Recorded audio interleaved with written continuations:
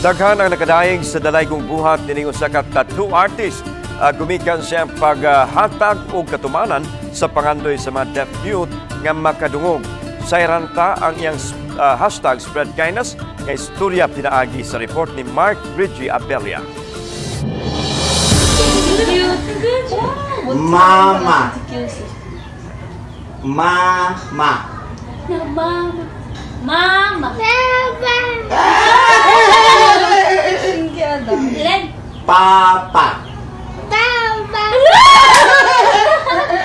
Usa lang kining batang lalaki ang malipayong nakadawat sa libreng hearing aid nga hinatag sa usa ka tattoo artist. Sa maong video, dayag ang kalipay sa bata human makabati na og mga huni sa iyang palibot.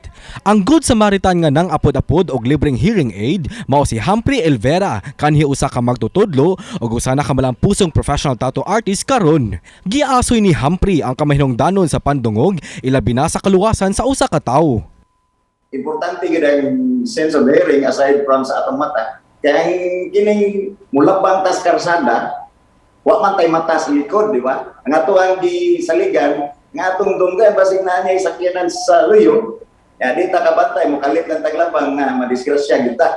Daghan na ang natabangan og naapod-apuran og hearing aid si Humphrey gikan sa hamtong ngadto na sa mga linghod nga pangidaron. Wala siya'y gipili. Saad ni Humphrey nga padayon siyang musabwag sa hashtag spread kindness aron daghan pa mga deaf mute ang makabati sa kaanindot sa atong kalibutan. Samtang karong Lunes, dungan tang kiligon sa love story nga naumulsod sa carbon market sa mamaligya og karni sa baka ug ang iyang suki nga nanag-iya og kan-anan sa lansyaw.